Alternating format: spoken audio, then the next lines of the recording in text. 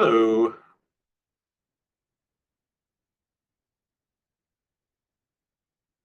Hello. We're just getting started here.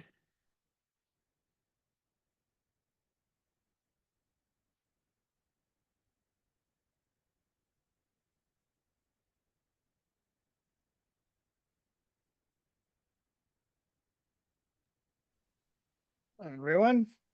Hi, Ben. Hey, does this? How goes it? How are you? I'm good. How are you?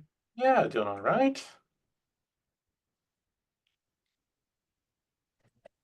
Hey, everybody. When I see you in Napa, I'd love to hear the story about the skull on your shelf.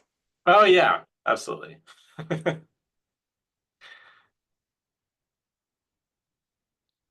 There's also, I can't really point, but there's also the cow, which has a more interesting story, but we'll see.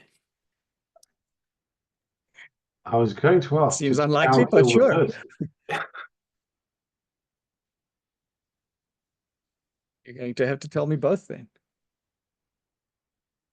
Thanks for the doc. Okay. Hey, Justice, you're getting Right. some gray in that beard of yours.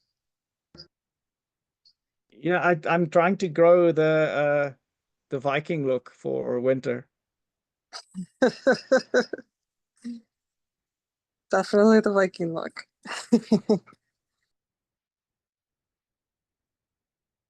Alrighty. Ben, do you want to kick us off? Sure. Welcome to the March 6th, 2025 Tazama TSC meeting. Just a quick note to remind you of our antitrust policy. It's at the top of the notes doc. I'm not sure if Kenny would share his screen. I'm happy to do so if that's helpful. But yeah, if anyone has any questions about the antitrust policy, you can always reach out to me. I'll get you in touch with some attorneys who can give you as much information as you can take. Outside of that, not much of an agenda today, so maybe this is an ad hoc agenda. Yeah, sorry, I've been making the agenda up as I go. But I do have a couple of things for the agenda. So there are some standard features for all of our agenda, which would be feedback on our current two working groups in progress. The first one, the contribution guide working group, and then also the CI/CD working group, both of those. So Sandy and Scott have had sessions since the last time we met, so they'll be giving us some feedback. And then from a TSC perspective itself, there are two changes that we would like to patch into our main. The first one is a change proposed by Cybrin for a bug that they had picked up in the TMS API itself. I'm comfortable with that change, but I just want everybody to understand what that change is. So I'll just be walking through that. And then the second change was a change to the auth lib service to move some of our dependencies around. But that has caused, I think, some debate. So what I wanted to do was to actually bring that debate here to the TSC itself so that we could discuss that amongst ourselves and then understand what the issues are and whether or not we are addressing that issue in the right way, and then to also decide what the way forward is going to be. I think I also wanted to use this as an opportunity just to review our security subsystem with the experts in the room. And for that, thank you very much, Foley, for agreeing to help us with that. So we'll be going through, just do a quick walkthrough of how the security system is expected to be implemented. And if there are any challenges, whether or not those challenges may be related to the implementation or because of limitations in the auth service or auth lib service itself. Right. So those are the three items I have on my list. Is there anything from the audience that you were expecting to be discussed today, or can we proceed then with those three things?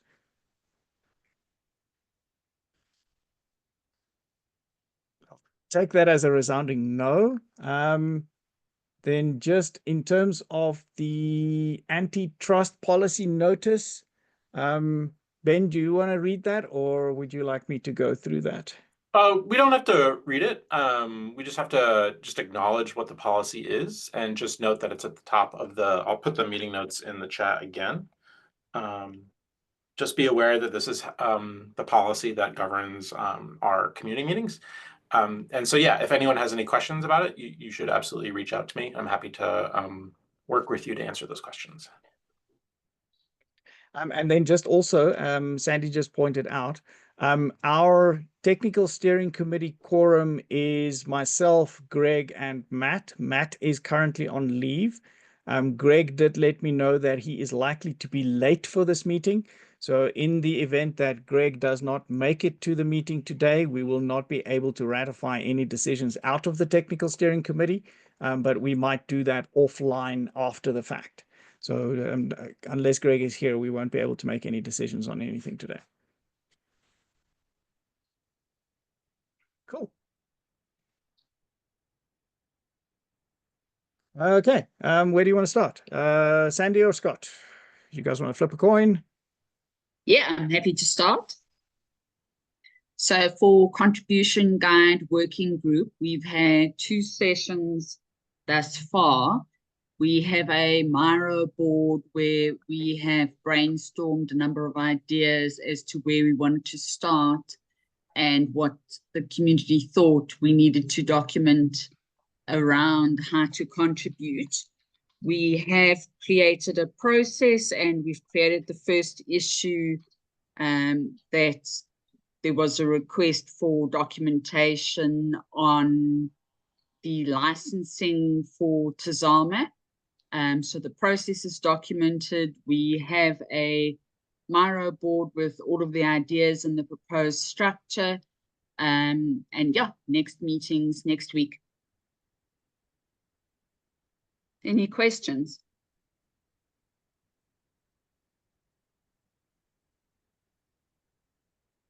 Not for me. Thank you. That was Great. very succinct. Thanks. Yeah.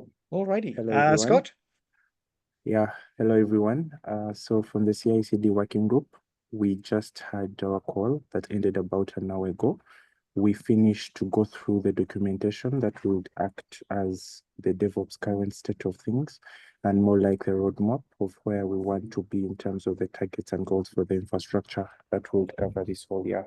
So the actionable items from that were to create some tasks, have them assigned to members that we believe will be that we believe will have some good input, then we can go ahead from there. But in terms of value, we are right on track and we are looking forward to what we can achieve in the next 3 months. Thank you all for your input.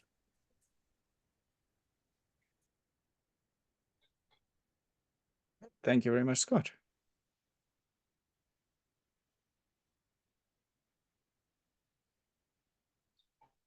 All righty. I am going to share. So let's have a chat quickly. 2 things, just one change. Just find it quickly here.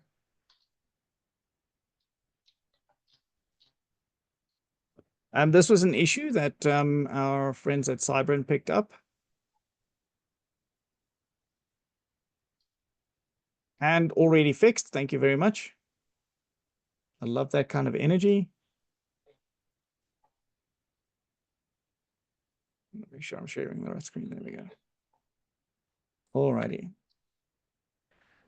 So essentially what happened here is when a message is received, a PAC 008 message is received by the TMS API, some of the information from that PAC 008 message is cached inside the TMS API because later messages don't contain the right information. So for example, the PAC 002 message that arrives next doesn't contain any information about the debtor or the creditor. So if we wanted to use the a rule to retrieve historical information, in the past, we always used to have to retrieve the associated PAC 008 message first so that we can access the debtor and creditor information, and only then could we run our behavioral queries. So to shortcut that process, we cached some of that information in the TMS API so that when the PAC 002 message is received, it can pick up that information and then proceed to be evaluated by a rule without having to look that information up from scratch.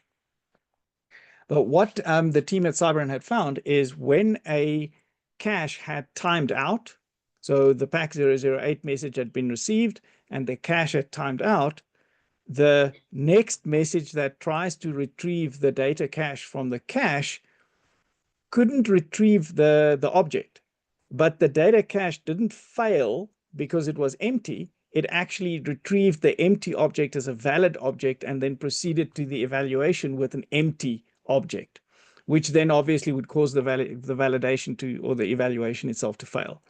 So this was just a small change that we made that would evaluate the contents of the object that is retrieved from the cache. And if it is empty, it would then do the right thing, which is to collect all of the missing information from the database once off upfront, and then rebuild the cache and then pack that cache into the following messages and send that through to the system. So that is just a quick update on the change that we are going to make here. We've reviewed and approved the change. This change will go in for testing. And if the end-to-end and integration testing passes, then we will patch this into our main branch to replace the current version of the TMS API that is being deployed as part of Tazama 2.1.0. So the TMS update will have the TMS API will have an update to version 2.1.1. And then this change will be available to all future users and deployments as well. Any questions?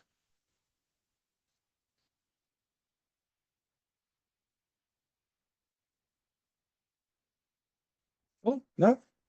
Thank you very much. And thanks, Cybran and team, for both picking up the issue and then also fixing it and putting forward the PR for us.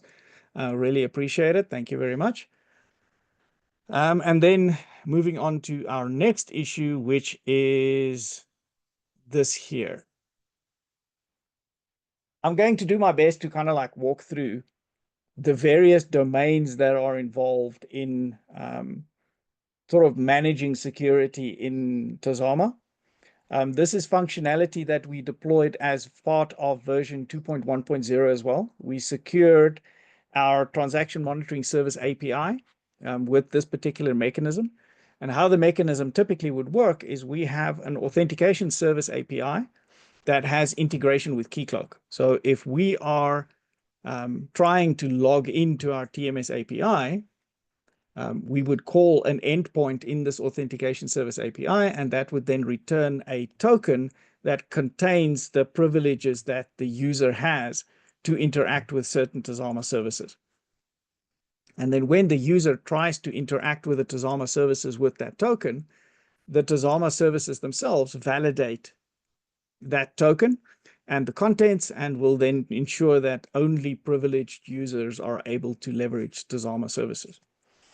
What we are trying to do now is, because we created this as almost a modular component of Tazama, and because we are expanding the Tazama ecosystem with a number of other services in the future, those services would include a configuration UI that Lextego is currently working on.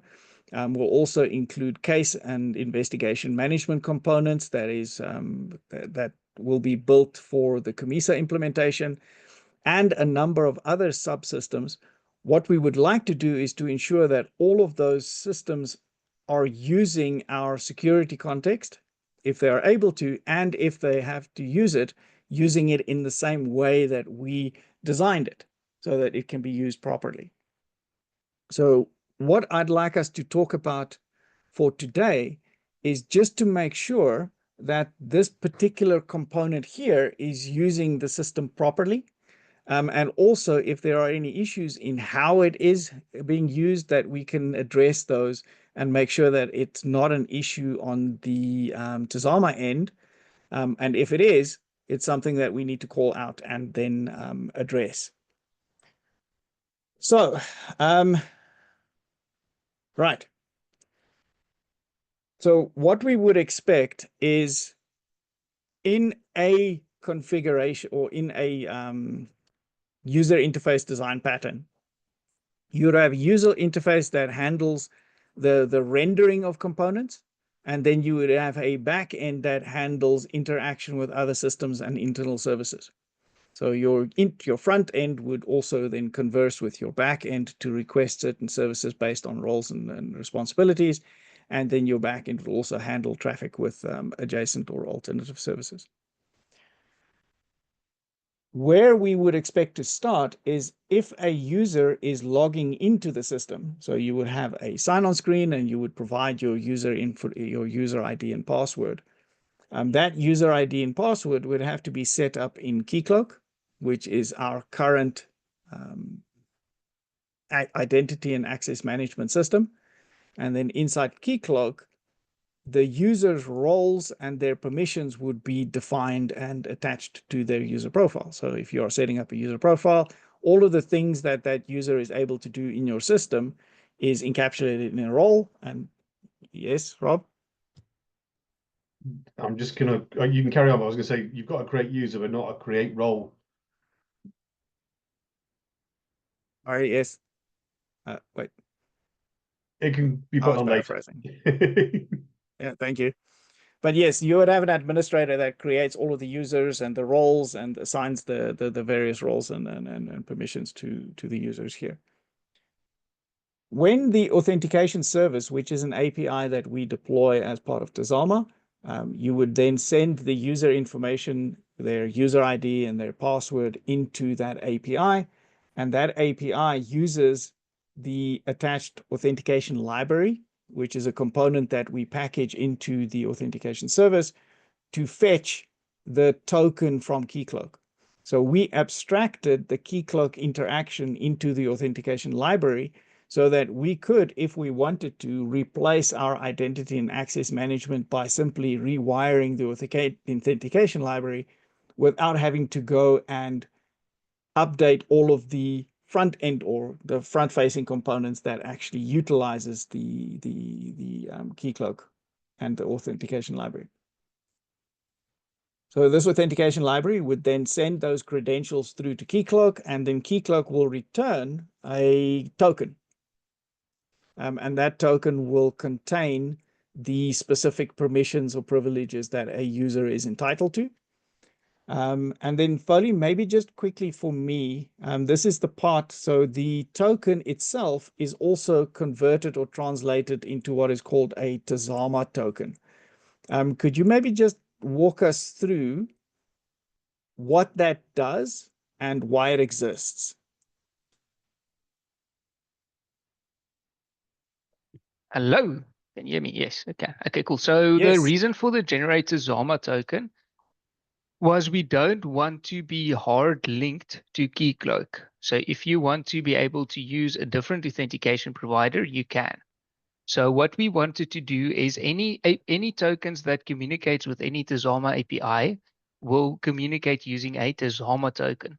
So that if we do change authentication providers, the mapping between the original source token from your authentication provider and the Tazama tokens can happen so that anything that's using a Tazama token wouldn't need to change if you change authentication providers. So the Tazama token is Perfect. basically mapping some fields from Keycloak into Tazama fields. Right. But that token is still a JWT token. Yes, the Tazama token is a JWT token. Okay, perfect. So thank you. I wasn't quite sure why that was happening, but that makes sense. So it's an extension of the abstraction itself as well. So it abstracts that token into something that is uniquely Tazama and liberates us from the Keycloak token. Okay, perfect. So what then happens is this token and all of its claims is returned to your user interface where your user is logging in. Inside that token, the specific privileges that the user has the authority to use are available. So as I understand it, you do not actually need to decode the token or decrypt the token, let me call it that, to be able to see what those privileges are. Those privileges are transparently available. However, that also means that if that token is intercepted, or modified in some way on the client side, then the user can manipulate the specific things that they have access to. So what typically would happen in a user interface is somebody would use the claims inside a token to build the user interface, to say that I see that you have all of these specific privileges. These privileges give you access to these functions or views or buttons, and things may be enabled or disabled on that basis. But you still need to double check your work later, purely because that token can be intercepted and modified. Rob? That get token and generate Tazama token has flared a question in my head. Currently, you've got two blue lines saying backend auth-lib and auth service auth-lib. Can we have clarity on the auth-lib? Because if I think of it, when I generate the token, it will be in a specific auth-lib implementation, and therefore validating the token means I need to talk to the auth-lib. And there needs to be one auth-lib for one deployment, is how that could be interpreted. Otherwise, your generation of the token will be specific to a specific auth-lib, and therefore, if I put an auth-lib in the back end of the UI on the left, the config service is what we're currently doing, that generate Tazama token won't have happened, and therefore its token structure will be incorrect. So can we have clarity on where auth-lib sits in any given service, and whether there is one per service or one per implementation? Because that alarm bell is ringing very, very loud all of a sudden. The auth-lib doesn't do anything unique by itself. So if you think about whether it decodes or decrypts a particular token with a public or private key, the auth-lib itself doesn't contain that key. That key is provided by the system.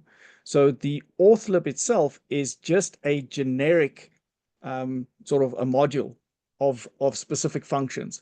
It doesn't have any implementation specific code. So it doesn't matter you say that service, which auth-lib you are using. Yeah, you say that service contains that generation. That's the problem, is that when you say this service, in my head, I'm reading that's in the auth-lib, and therefore the specific algorithm for creating a specific code will be part of that auth-lib's secrets, unless the token it's using is from Keycloak, because the algorithm is there. So the only way that would cause a conflict is if you were using two different versions of the auth-lib in your services, and the one version behaves differently and actually creates the Tazama token in a different way. But that shouldn't be happening. That you should be using the correct version in either case. Foley, please help. Okay, cool. So basically the idea, right, of the auth-lib is the auth-lib is something that every API, any Tazama API that needs to validate a Tazama token can use the auth-lib to validate the token. So to validate the token means I need to check if the signature on the token I received is the signature that Keycloak used to sign the token, right? That is the core functionality of the auth-lib, and that's where the token validation step comes in. And that needs to be to any API that accepts a Tazama token, right? So it's a purely back-end function to validate a token. Yeah, but from a back end, am I deploying it with each back end? So let's take the config service and the auth service, two separate services. Both can have... Oh, wait, hang on. I think I see where the disconnect is. This is not a separate service.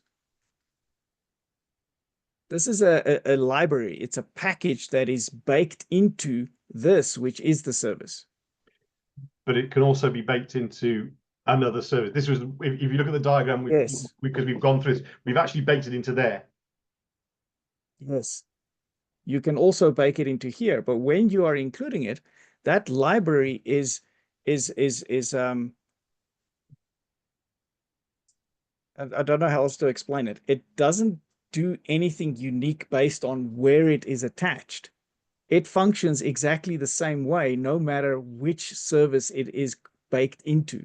So the because algorithm, it's the same version of that package. The It's algorithm like for if you are generate Tazama, using, yeah, the algorithm for generate Tazama token is not machine specific. It is just a generic algorithm that will be the same and yes, consistently applied irrespective. Good. It's quite a fundamental security problem if you use something that's implementation specific to generate that Tazama token, no, then the backend in the config service and the backend in the auth service could have different Tazama tokens generated because they're using some localized logic. That you're saying it's no, not. it is definitely not. The only way that could happen is if the versions were different and the one function was coded differently in the other version. So you must make sure that you are at least using the same version of the auth lib here than you are using here. Cool.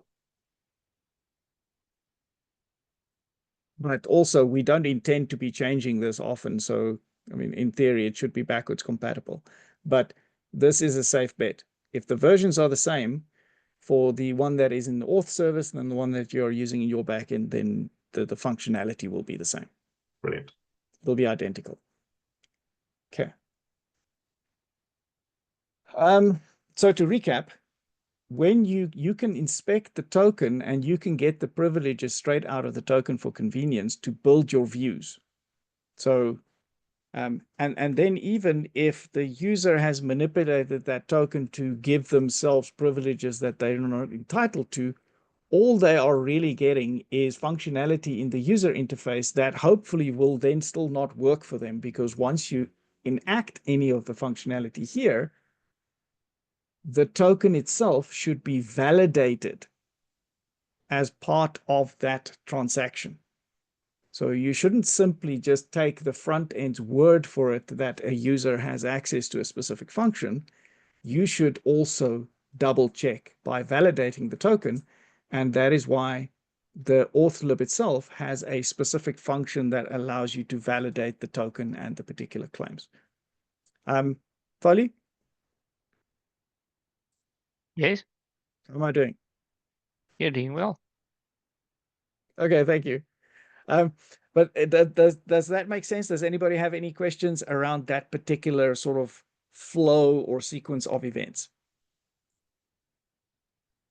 One more. Back to the assign roles and map Tazama roles. Where other than authenticate user, where is the role mapping stroke interactivity there? Because my assumption is that we've got roles that will be deployed in each service. They need to be created in the back end, so they are now aligned.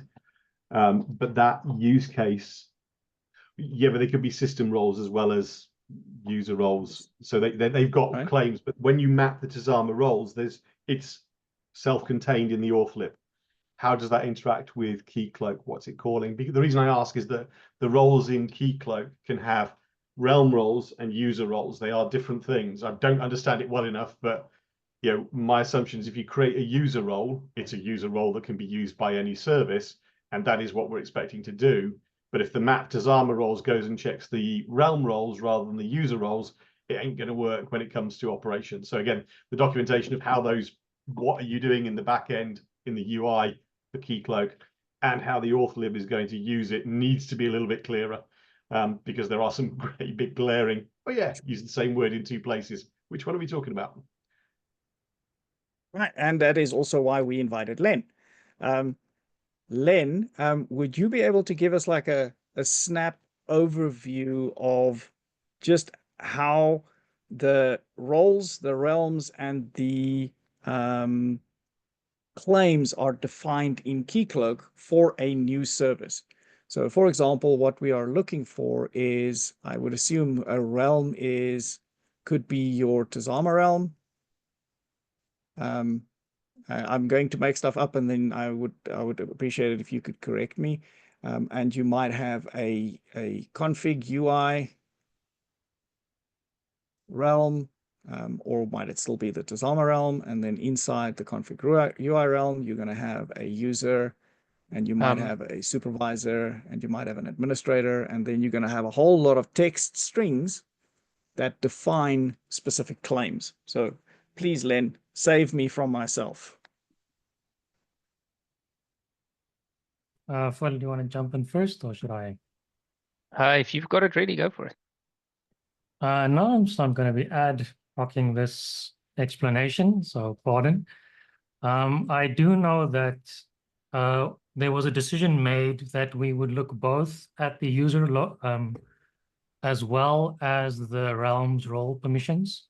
So if you define the different roles that you want to assign to different users in different places in Keycloak, you would be, I think the library looks in both those locations.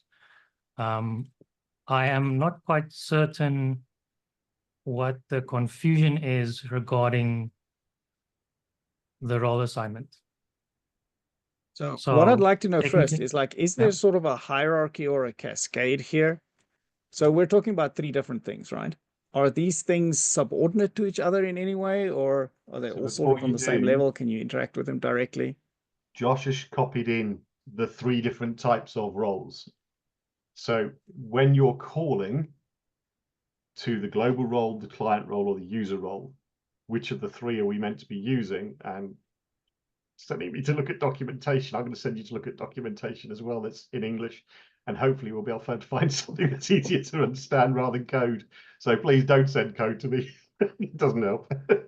But you have global roles, client roles, and user roles. Okay, I just want to highlight the point because it's usually a confusing topic every time it gets brought up. A client in Keycloak is not a user. So a client is specifically a authentication endpoint. In our instance, the client would be the auth service or the auth lib, more specifically. So that's where you would assign roles for that different services. But Tazama itself, or the way it's currently implemented, is if you assign different roles at a realm level, which would be in a Tazama realm, those will get forwarded to the different users if it is so defined. So to recap, or if I interpret what you're saying, is at this point nobody else should be worried about this because we've already taken care of it here. Well, that depends if you want to branch out, right? Because it was set up in a way where we only have one auth lib, but you can have multiple different clients that will do the authentication for you. The easy way forward is, yes, you're Fair going to enough. use the auth lib. Sorry.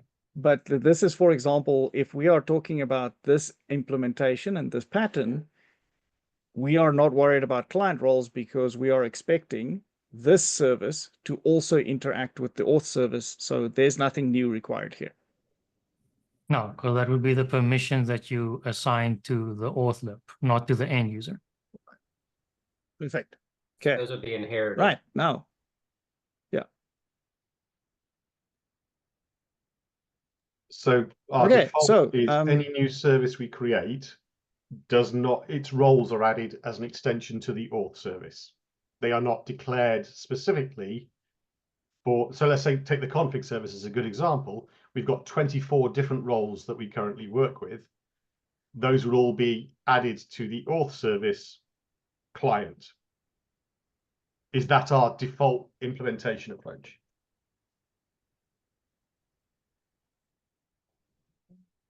Let Len answer that one, but I think it's a no. You can. So let's do can- this. it's a right? So there configuration. is a user, right? This Tazama user allows somebody to log into Keycloak as a user of the TMS API, right? Folly? Yes. So just on the previous question where Rob asked if any new API should use the auth service client, both of those are configuration options when you use the auth lib. So you can use the client ID as well as the client secret, which is what you need to create a new application in Keycloak. Both of those are config options. So you can create a new client if you so want in Keycloak for your configuration management, for example, or you can just use the same client ID and client secret that Tazama as an application uses. So it's up to you what you want to do.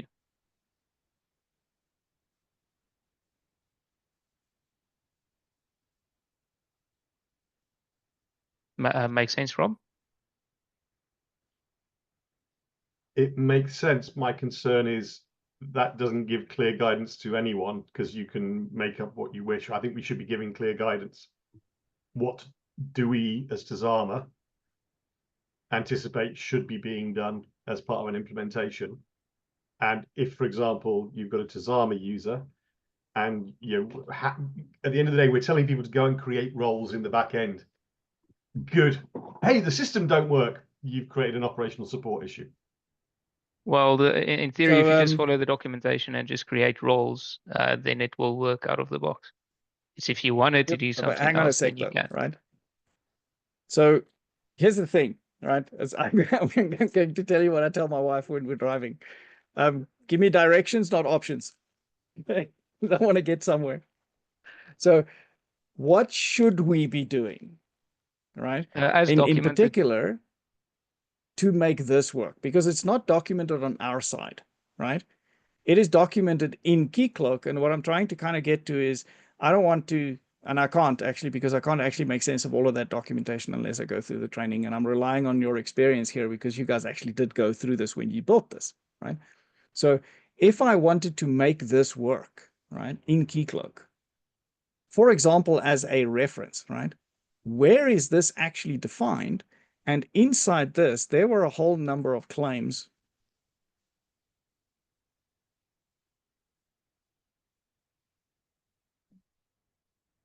et cetera, right? So how do we configure Keycloak to get this to work in a new component of Tazama?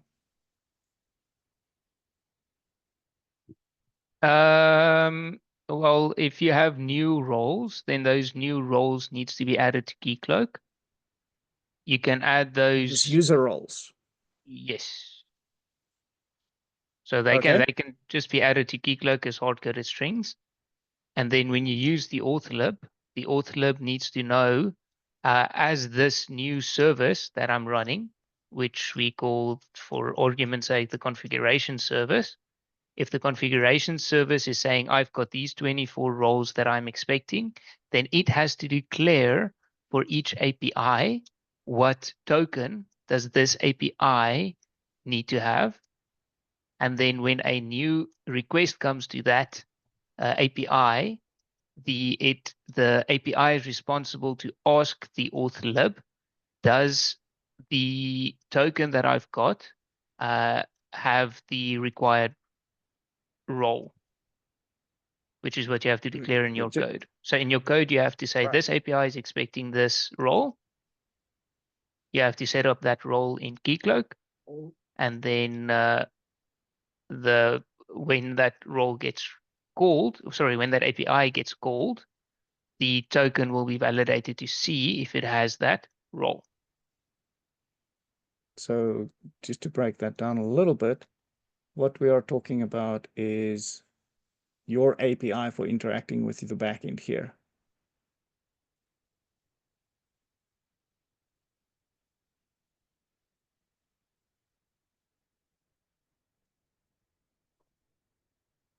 So this API, what does that end up looking like? I mean, I've got a number of boxes here. Which box does that go into? Sorry, just ask that again. Which box does what go to? So this is the API that I want to handle authentication, right? And if I want to create that API inside Keycloak or reference it in some way, which box does it go into? The easiest is These to are all just the use things the that Tazama Keycloak has. user. So you can just add it to the user roles for Tazama. Would be the easiest.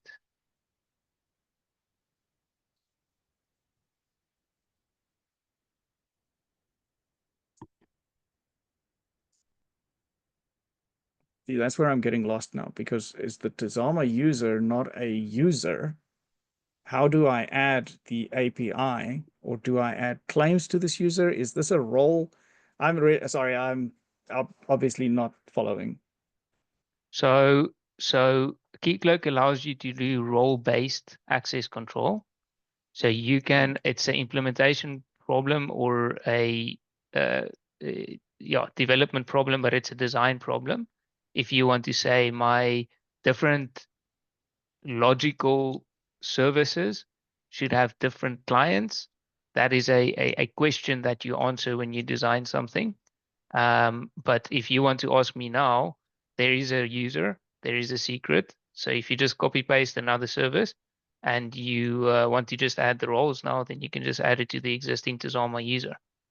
There's no security concerns, or there's no real reason why you want to add the roles to something else unless you want to. It's a Is this a role, not a user? You've got clients, and a client is the one where that's typically an application is a client, right? So Tazama can be seen as an application which has a client. It's a client in Keycloak because that's an application, Right. right? The auth service in particular, right? Yes. Right. Where Well, is or the Tazama TMS as in particular. API defined? It uses the same client role because it's the Tazama client is the one that we set up by default. Because Tazama is the application.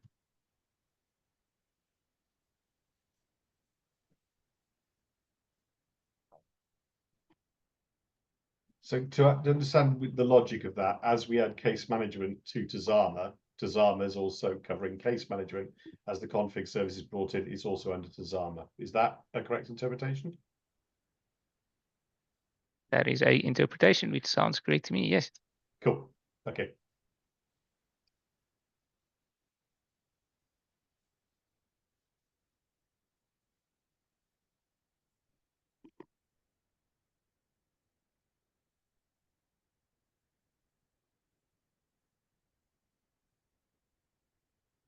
No, sorry, I don't get it. I'm sorry.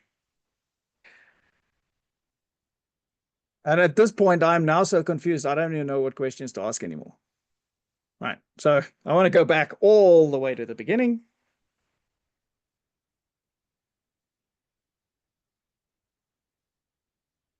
And let's ignore everything else so that I at least understand what our current infrastructure looks like. So I'm going to take all of that out. And then let's call this the TMS API, because this is our authenticated service over here.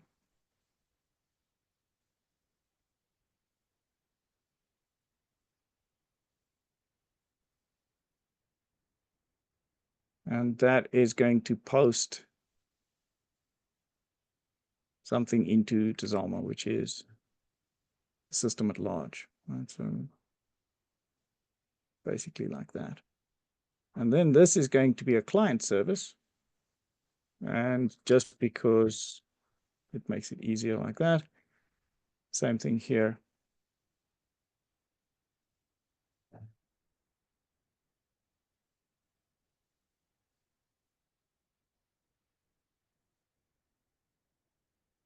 And before it can do that,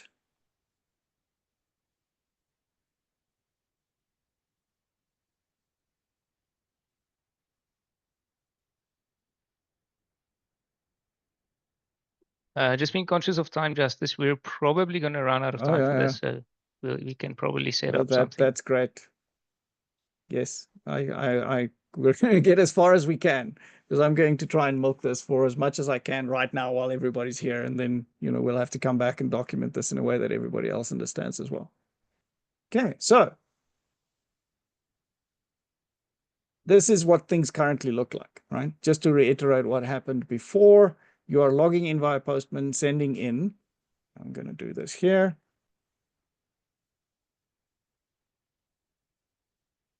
Is the user ID.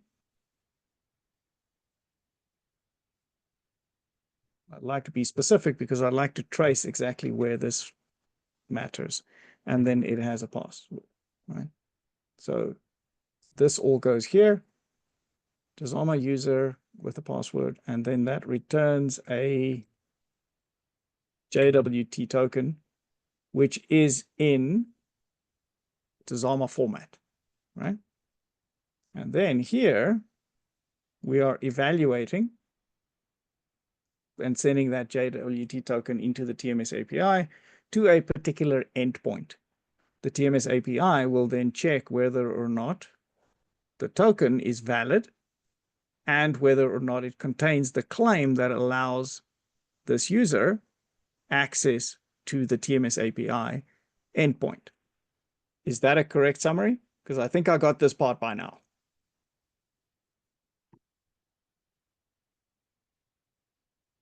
Yes. Yes. Okay.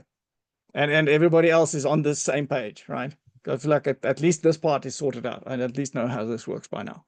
Okay. Kenny? Yeah, I think as I look at the diagram, one of the things we talked about, it,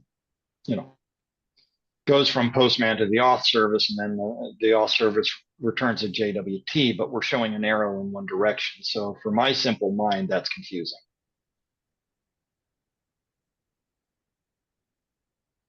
Maybe no one else is, but I'm happy with that. I can add another arrow. This still feels easy. I can add more arrows. So send that, get that. Can I add something? Alrighty. You missed 2 steps. The create role. And tell me what they are. The create role, because that JWT, when you authenticate the user, it gets back my understanding, you get back the claims that relate to what this person can do. The only way you can get the claims is because you've done the assign role, but you've not done the create role. So that's the only bit that you need to create a user and its role, and then having done that, you assign. We're going to get to that. Yeah.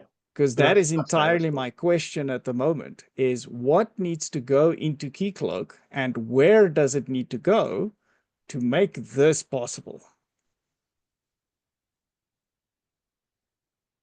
And what is the terminology as well? Because I think Keycloak also talks about things in slightly different ways, right? So they talks about realms, users.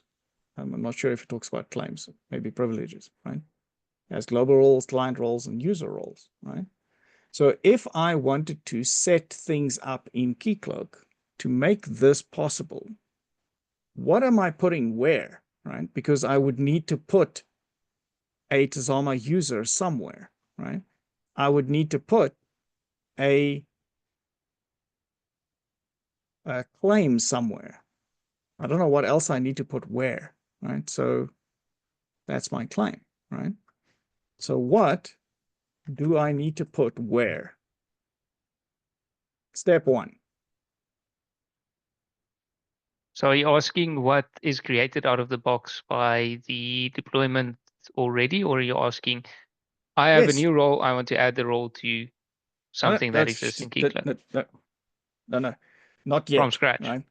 That's the next step. So how did we set this up in Keycloak to work? Okay, cool. We created you need to have a realm and you need to have a client to do anything in Keycloak. Just one, right? At least one. But to make this work, we created one, right? Yeah. And what did we call our realm? I don't know. Tazama. That's a good guess. Okay. And then we create a what now? A client. Client, right? And that referenced the auth service. In theory, we called it auth-lib, I think. So to make it reusable for anything else. That it's not bound to the auth service. Cool. Create a client, right? Auth-lib. And then what did we do? We created. Bear with me though. A user or a user role. You need a user.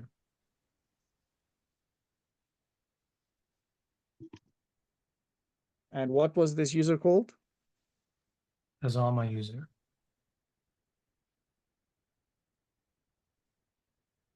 Right. Excellent. Okay, and then what did we do? We created realm roles in the documentation. But you can do client or user, oh, sorry, not client. You can create user roles as well. Directions, not options. So repeat, please. Both are correct. Yes, but What what did we do? we We do? created realm We roles, created right? realm roles, yeah. Because we assign them to a group and we assign the group to the user, but you don't need to do all of that. Okay, what exactly is a realm role? Give me an example. Allow web access or allow key Is cloak this a login. role that we No, I'm created, making them or up. is this? So this would be post. Is that a realm role that we created? In other words, one of the claims, the claim texts.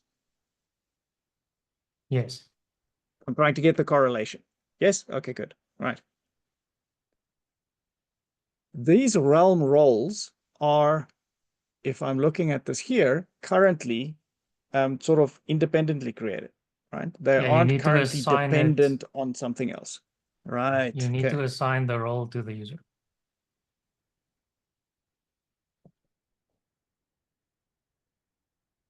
So all of the realm roles that you want, and these realm roles over here are global. Is that right? All the realm, yes. So any user in this realm can potentially be assigned those roles. Okay, cool. Perfect. Right. And then the user itself. So now the question I have here is, if I'm doing management in other kinds of systems, I may have a predefined group of privileges, and then I just assign that group to a particular user. So I may have a group that defines the privileges for a supervisor or a privilege for a user. What does that look like in Keycloak? So what we did in the example deployment was we created a group for TMS, right? And that group had all the realm roles assigned. And then that group, well, the user was placed in that group. Right. And then create the realm rules, and all of these rules, roles are assigned to group. And then when you say place the user in, or like, what is the actual terminology in Keycloak? I Is it vaguely also an remember. assignment? So it's an assignment on the user where you assign it the group.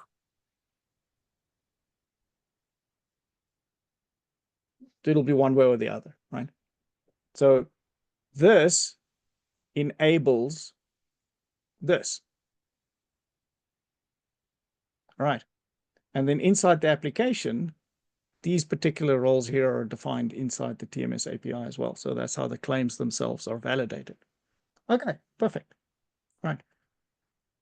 So if we followed that analogy through to what needs to happen for an adjacent service, this can remain the way it is, right? That doesn't need to change, right? So we're okay with this. We don't need to do it again. We don't need a different one. The realm is the realm. This is everything, right? This here probably also doesn't seem like it needs to be changed, because we are still using the cornerstone of our authentication infrastructure, both the auth-lib and the authentication service. So neither of those have to change. Please stop me if I'm going off the reservation here. Right. This one here, I'm not entirely sure I understand why we could simply reuse it, because we now want to be able to create a user with specific authority over a different component of the system, right? So should this be a user called Rob, Or should this be a user called? You create a user for every single person you want to be able to put their Perfect. username and password in a front end to log into the application. So it's Rob. Excellent. Cool.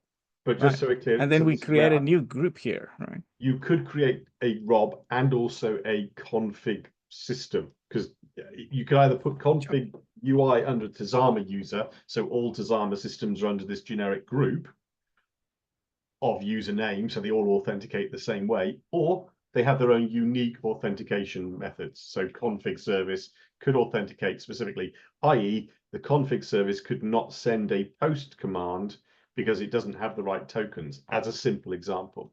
It could stop some, this is where we need to understand what security design do we want to go to, because in my view, I would create a user for all the users we need to have, and just for a laugh, let the password be let me in. And I would then have a system user, which has a complex secret, which is buried away somewhere, but it is only allowed to do what the config service to do. So you haven't created an accidental backdoor for the config service to go and abuse everything else. Fair enough, right? But those sound like two separate things, right? Not an alternative. You're going to have both, right? Which sounds great, right? So if we wanted to wrap this one, yes, Vali? I'm just trying to figure out what do you mean with you're going to have both. I don't see how a config, what is going to validate a config service? So If the config service needs, yeah, sorry, go for it. will act and do things in its own right as a system. Then if a system's going to do things, it needs its own method of authentication. If a user is going to do things, they log in and authenticate and they're given the token. But system level tokens, you can go to that level. It depends on what security design we're implying in, and that's where this question spanned from, is what are we applying in Tazama? Hold that thought, right? And I'm going to split that into a separate discussion, and we should come back and have that discussion. We've got 2 minutes, and I just want to get through this particular thing, right? So we are creating a new group for users of the config UI with their specific permissions. Am I still on track here? No, you will create a group of a group is only required if you want to group multiple roles together. So if you're saying I have a administrative user that wants to see screens but not edit, you will create an admin user that has roles for viewing all of your different components. If you want, but you can skip the group level. Perfect. But let's do that, because there are going to be different classes of users in the system with their own specific authorities or privileges, right? Or realm roles, if I'm reading this terminology correct. So here, for example, now every single usable function in the config UI needs to be defined here. No. Right? Because if it's not in here, it's either not going to get validated or it's going to fail, right? So now, then you assign the specific rules to the specific group. So things that only users should be able to do should go into the user group. Things that only admin should be able to do goes into the admin group. Things that only supervisors need to do go into the supervisor group. How am I doing? I have 1 minute left. Yes. Please tell me I'm still on. I'm still good. Okay, good. And then finally, you will say, whatever that group is that Rob is supposed to have the privileges for, that group gets assigned to Rob. Yes. It's 6 o'clock. Okay, cool. This has been super helpful for me. Sorry, I know that I could tell that it's been super painful to everybody else. Thank you for indulging me. We are going to have to come back, I think, in a next session just to discuss some of the finer points in here. But I think I at least have a sense of what the appropriate design and the utilization of our functions would look like. Thank you very much, everybody, for your patience with me. I really appreciate it. And we will not see you again in 2 weeks. We are at the Linux member summit. So we will see you again in 3 weeks, please. So we'll be back at that time. Thank you very much. Have a good evening all.